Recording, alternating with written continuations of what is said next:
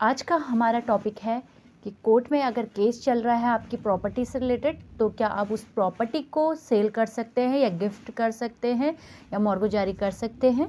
क्या अगर court case आपका चल रहा है, सिविल केस चल रहा है प्रॉपर्टी पर, क्या आप उस प्रॉपर्टी को सेल कर सकते हैं केस के दौरान। तो आज का हमारा टॉपिक स्टार्ट करते हैं। स्टार्ट करने से पहले अगर आपको यह जानकारी पसंद आएगी तो लाइक कीजिएगा, अपने फ्रेंड्स के साथ शेयर करिएगा, और अभी तक आपने हमारे चैनल सब्सक्राइब नहीं किया है तो प्लीज़ सब्सक्राइब ज़रूर करें। तो चलिए शुरू करते हैं आज का हमारा टॉपिक। जब क्या होता है फ्रेंड्स, जब किसी प्रॉपर्टी से रिलेटेड सिविल केस किसी प्रॉपर्टी पर चलता है तो आप क्या उस प्रॉपर्टी को सेल कर सकते हैं। यह बहुत ही आम क्वेश्चन है, बहुत ही कॉमन सवाल है, क्योंकि क्या होता है सिविल केस जो होते हैं वो बहुत ही लंबे चलते हैं। सिविल केस बहुत ही लंबे चलते हैं, तो इस दौरान लोग सोचते हैं कि हम प्रॉपर्टी को कैसे सेल कर दें जिससे कोर्ट केस से पीछा छूट जाए। लेकिन फ्रेंड्स ऐसा नहीं है। अगर कोई भी सिविल केस आप पर चल रहा है तो आप प्रॉपर्टी को सेल नहीं कर सकते, क्योंकि क्या होता है दो पार्टीज होती हैं प्रॉपर्टी को जो विवादित बनाती है, जिनका उद्देश्य होता है जैसे ए पार्टीज़ और बी पार्टीज़। ए पार्टीज़ हो सकता है वो मालिक है, वो सेल करना चाह रहा है, और जो बी पार्टीज़ है, जो बी पार्टी है जो आपकी, वे आपके रिलेटेड रिश्तेदार रिलेटिव हो सकते हैं या पड़ोसी हो सकते हैं, भाई, कोई भी हो सकते हैं, भाई बहन। तो क्या होता है कि बड़े ने प्रॉपर्टी खरीदी, बड़े भाई ने खरीदी और छोटे भाई ने उस समय पर नहीं खरीदी। अब बड़ा भाई उस प्रॉपर्टी को सेल करना चाह रहा है और छोटा भाई उसे सेल नहीं करने दे रहा है, उसने ऑब्जेक्शन लगा दिया है, कोर्ट पर आपके खिलाफ केस कर दिया है, तो वो उस समय रुक जाएगी। क्योंकि जब तक कोर्ट साबित नहीं कर देती कि रियल में जो ए पार्टी है वही मालिक है, वही उसका ओनर है, और उसके अधिकार यानी उसके राइट्स जो है इफेक्ट ना पड़े, उसके राइट्स दिला दे कि हाँ ये इन्हीं की प्रॉपर्टी और ये सेल कर सकते हैं। इसलिए क्या होता है कि तब तक कोई भी, या बी पार्टी का है तो इसलिए दोनों के अधिकारों का हनन ना हो, इसे जानने के लिए, इसे जब तक सॉल्यूशन नहीं किया जाता है तब तक आप कुछ भी प्रॉपर्टी, जब तक केस बंद नहीं हो जाता तब तक आप प्रॉपर्टी को ट्रांसफ़र नहीं कर सकते। क्या होता है कि जब सिविल केस बहुत लंबे चलते हैं और लोग सोचते हैं कि जब हमारा कोर्ट केस से कैसे पीछा छूटे, इसलिए बीच पर वो ट्रांसफ़र करने की कोशिश करते हैं। दोनों में से एक पार्टी ऐसी होगी जो वो कोशिश करेगी कि हम कैसे कोर्ट केस से पीछा छुड़ाएं और अपनी प्रॉपर्टी को क्या करें, सेल कर देते हैं या ट्रांसफ़र कर देते हैं, और जिसे हम कोर्ट केस से बच सकते हैं। और कुछ लोग ऐसे होते हैं प्रॉपर्टी खरीदने वाले, वे सोचते हैं इनकी तो प्रॉपर्टी पे डिस्प्यूट चल रहा है, यानी लड़ाई झगड़ा चल रहा है और प्रॉपर्टी को लेकर दो भाइयों में या किसी में भी, दो पार्टीज़ में, तो अभी इस समय पर ये प्रॉपर्टी को हमें सस्ते दामों पर दे देगा। तो वो क्या करते हैं जल्दीबाजी में सस्ते दे देगा, और फर्स्ट पार्टी जो प्रॉपर्टी बेचना चाह रहा है वो भी सोचता है कि हम कैसे इनसे पीछा छुड़ाएं इस कोर्ट केस से, और सिविल केस चल रहा है जो आपका प्रॉपर्टी पर, तो वो भी सस्ते दामों पर बेच देते हैं और या कोई सस्ते दामों पर ख़रीद लेता है। लेकिन ऐसा बिल्कुल नहीं करना है। आपका जब तक केस फाइनल नहीं हो जाता तब तक प्रॉपर्टी को सेल, गिफ्टेड या फिर मॉर्गेज जारी नहीं कर सकते आप। सिविल केस चलने के दौरान प्रॉपर्टी के ट्रांसफ़र के बारे में कोर्ट का क्या कहना है, सुप्रीम कोर्ट का क्या कहना है, ये जानना आप सभी के लिए बहुत ही ज़रूरी है। सबसे पहले तो आप ये जान लें कि जब भी सिविल केस चलता है प्रॉपर्टी से रिलेटेड, तो दो टाइप की परिस्थितियाँ आपके सामने आ सकती हैं।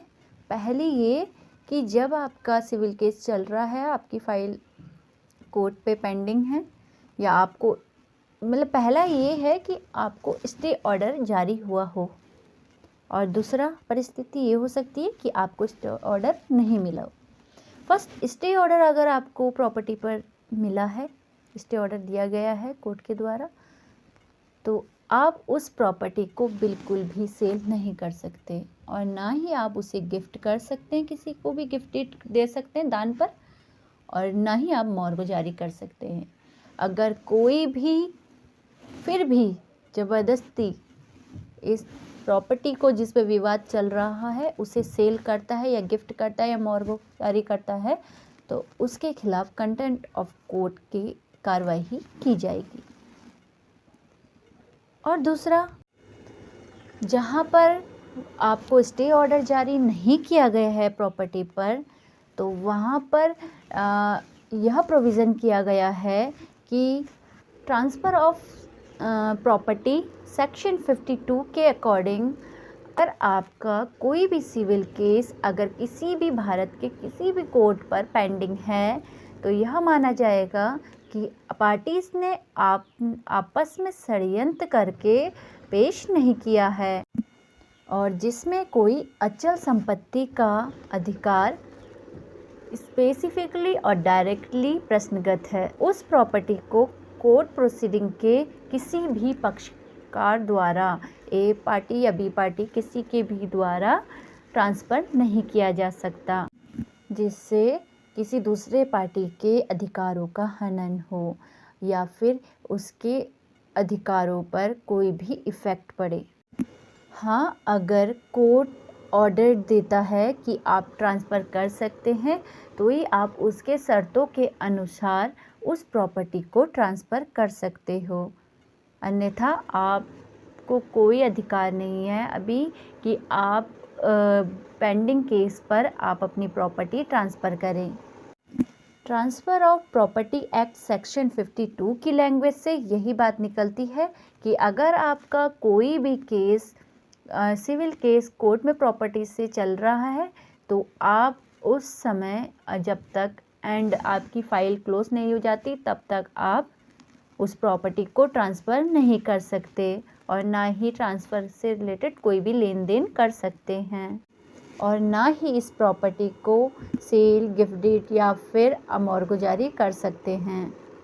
और ये तभी फाइल आप अप्लाई कर सकते हैं जब रियल में किसी के अधिकार का हनन हो रहा हो, उसका कोई कारण हो, बेस हो यानी आधार हो, ये नहीं कि आपने मालिक है, वही मालिक है, उनके नाम पर है, उन्होंने ही खरीदिया और आप चिढ़ के कारण ये बेच ना दें, तो उन पर बिना कारण के, बिना आधार के केस कर दे सिविल केस बी पार्टीज ए पार्टीज पर।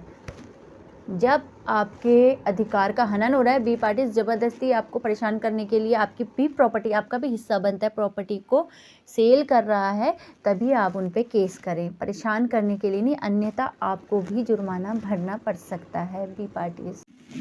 अगर कोई दो व्यक्ति किसी प्रॉपर्टी को विवादित बनाने के लिए, लड़ाई बनाने के उद्देश्य से ये सिविल केस फाइल करेगा कोर्ट पर, जिसका मालिक हकदार है उस प्रॉपर्टी को बेचने का, और फिर भी उसको लड़ाई के उद्देश्य से, विवादित बनाने के उद्देश्य से अगर वो कोर्ट में केस फाइल करता है, तो ये कानून नियम उसके लिए लागू नहीं होते क्योंकि वो मालिक है। और दूसरा, उसको विवाद को बढ़ाने के लिए कि ऑब्जेक्शन इसलिए लगाता है कि उसकी प्रॉपर्टी बेच ना पाए, परेशान करने के लिए, तो उस पर ये कानून नहीं लगेंगे। जो मालिक है रियल पे, उस पे कानून यह लागू नहीं होता है। सेक्शन 52 वो सेल कर सकता है।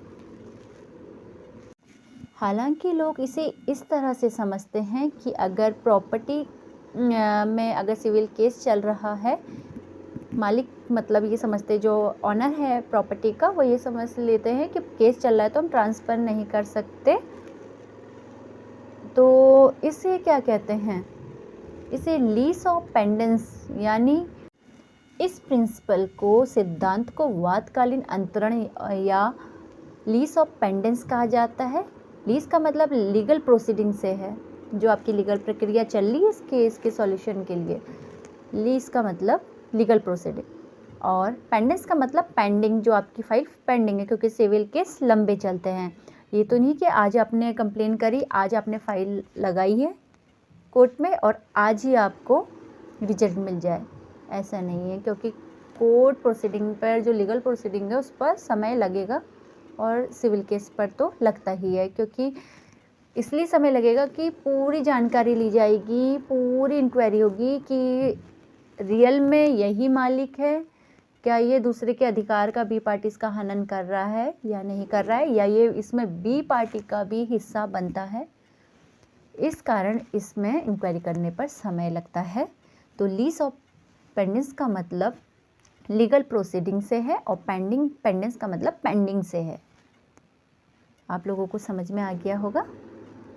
और इसलिए ट्रांसफ़र रोका जाता है, प्रॉपर्टी को बीच में बेचने से, इसलिए ट्रांसफ़र करने से इसलिए रोका जाता है कि क्या होगा कि यह लीगल प्रक्रिया जो होती है वो लंबी हो जाएगी, जटिल हो जाएगी। अगर किसी ने, अभी तो ए और बी का मामला था, उन्हें सॉल्व करने में ही थोड़ा समय लगेगा, इंक्वायरी करने में। अगर उन्हें थर्ड पार्टी को बेच दिया और थर्ड पार्टी ने किसी और को बेच दिया, तो इससे क्या होगी, जो लीगल प्रक्रिया है वो लंबी हो जाएगी और जटिल हो जाएगी और प्रश्नगत हो जाएगी, जिससे सॉर्ट आउट करने पर काफ़ी समय लगेगा। इसलिए आप लोग जब तक पेंडिंग है तो रुके रहिए, अभी प्रॉपर्टी को ना बेचें और ना कोई ऐसी प्रॉपर्टी को जिस पे विवाद चल रहा है उसे खरीदें। इसी कारण यह सेक्शन 52 जनरल सिद्धांत बन गया है, एक जनरल प्रिंसिपल बन गया है, क्योंकि यह प्रक्रिया जटिल हो जाएगी अगर आप ट्रांसफ़र करते रहेंगे। तो इसलिए इसका अंतिम रूप प्राप्त करने के लिए आप ट्रांसफ़र होने से रोकें, आप इसको ट्रांसफ़र ना होने दें, आप इस प्रॉपर्टी को ना बेचें और ना ही खरीदने वाले सस्ते के कारण इस प्रॉपर्टी को खरीदें, नहीं तो आपका भी नुकसान हो सकता है। अब हम जानेंगे कि अगर किसी ने ट्रांसफ़र कर ही दिया है प्रॉपर्टी में केस चलने के दौरान, तो क्या होगा, क्या सेक्शन 52 प्रभावित होगा? क्या, क्योंकि सेक्शन 52 की लैंग्वेज कहती है कि अगर सिविल केस चल रहा है प्रॉपर्टी पर तो आप उसे ट्रांसफ़र नहीं कर सकते। लेकिन ऐसा भी होता है कि कोई ट्रांसफ़र कर देता है। अगर ट्रांसफ़र हो गया तो क्या होगा, इस पे सुप्रीम कोर्ट का क्या कहना है, चलिए जानते हैं। सुप्रीम कोर्ट ने इस पर एक बहुत ही अहम फैसला सुनाया था, एक बहुत ही ऐसा जजमेंट दिया था, आप नोट कर सकते हैं। वर्ष 2019 का यह जजमेंट है, जिसमें केस का टाइटल है Madhukar Nivrutti Jagdap and other versus Shrimati Pramilabai Chandulal Pradhikar and other case. इस मैटर में सुप्रीम कोर्ट ने ट्रांसफ़र ऑफ प्रॉपर्टी एक्ट के सेक्शन 52 की व्याख्या करते हुए कहा कि ये ज़रूरी नहीं कि किसी प्रॉपर्टी के संबंध में केस चलने के दौरान किए गए सभी ट्रांसफ़र इनलीगल हो।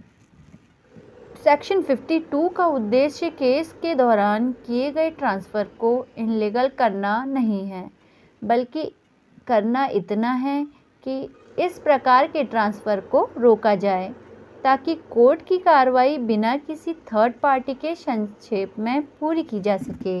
मतलब किसी केस के दौरान कोई व्यक्ति प्रॉपर्टी खरीदता है तो फिर वो भी कोर्ट केस में पार्टी बनने के लिए एप्लीकेशन लगाएगा, और हो सकता है कि वो कोई नई कहानी पेश करे जिससे केस की कार्रवाई काफ़ी लंबी हो सकती है। इसलिए सेक्शन 52 बनाई गई है। लेकिन अगर केस के दौरान प्रॉपर्टी का ट्रांसफ़र कर दिया गया तो ये ज़रूरी नहीं कि वह ट्रांसफ़र गलत ही होगा।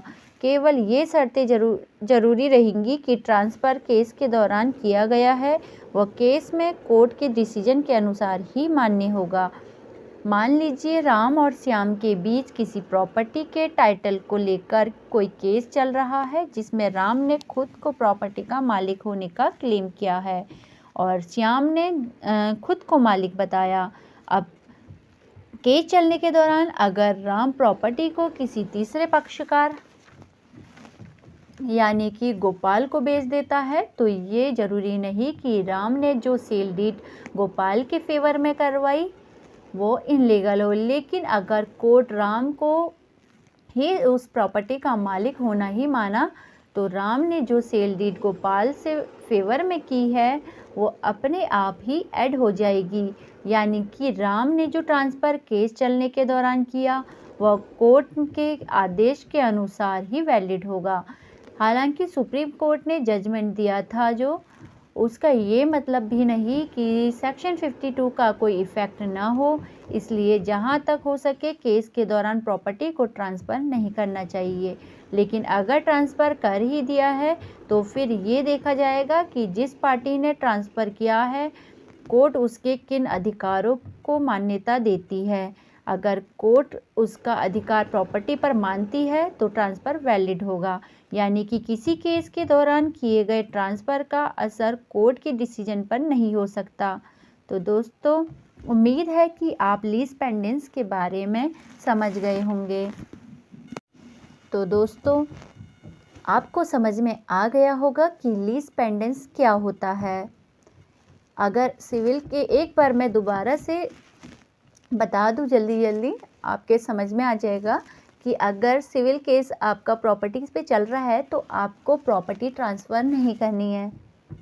और क्यों नहीं करनी है और इसके नियम अगर और कैसे नहीं करनी है। अगर इस पर क्या होता है कि स्टे ऑर्डर जारी है तो आप प्रॉपर्टी को तो बिल्कुल भी सेल नहीं कर सकते, ना गिफ्ट डीड कर सकते, ना ही मॉर्गेज जारी कर सकते हैं। अगर आप ऐसा करते हैं तो आपके ऊपर कंटेम्प्ट ऑफ कोर्ट की कार्रवाई की जाएगी।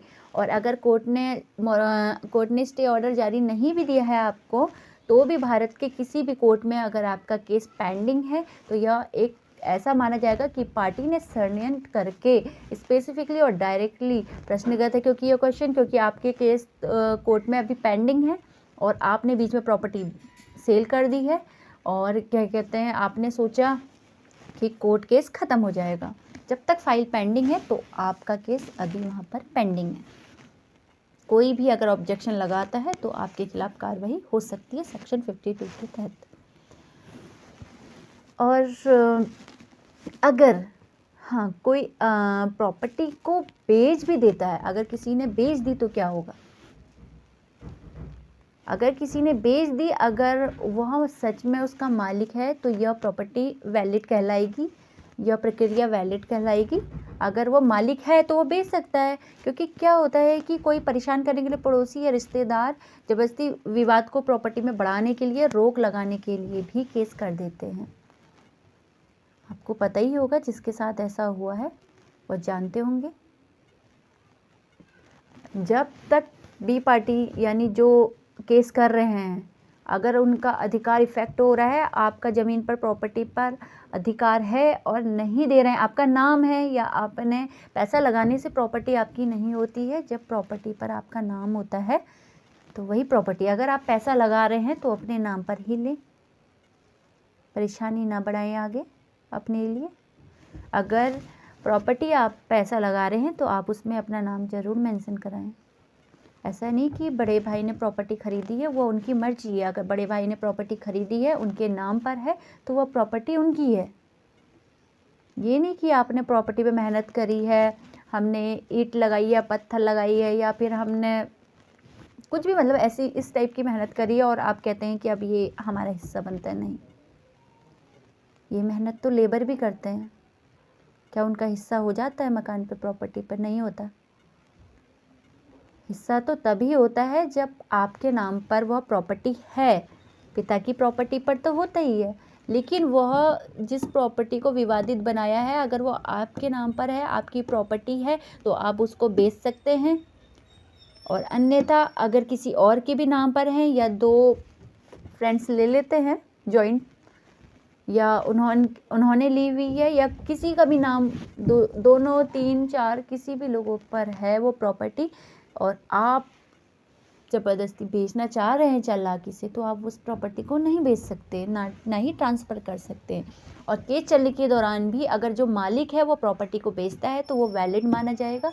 और रोक सेक्शन 2 इसीलिए, transfer of property act section 2 इसीलिए लगाती है रोक ट्रांसफ़र पर, क्योंकि क्या होता है कि अगर प्रक्रिया जटिल हो जाती है, अगर ए ने बी को बेचा, बी ने सी को बेचा, सी ने डी को बेचा, तो क्या होगा, क्योंकि फिर सी को अगर धोखा मिलेगा प्रॉपर्टी से बाद में, अभी तो सस्ते के कारण ले लेगा या धोखे में ले लेगा, अगर उसको मिलेगा फिर वो भी एप्लीकेशन लगाएगा कोर्ट पर, फिर डी भी लगाएगा।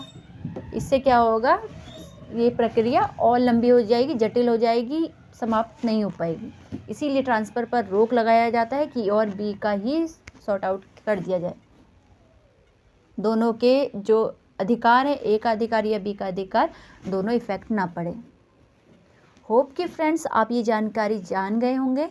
मैं यहीं पर समाप्त करती हूँ। और अगर आपको कोई भी लीगल जानकारी मेरे ज़रिए चाहिए तो आप मुझे कमेंट कीजिएगा। चलते हैं, ख्याल रखिएगा। धन्यवाद।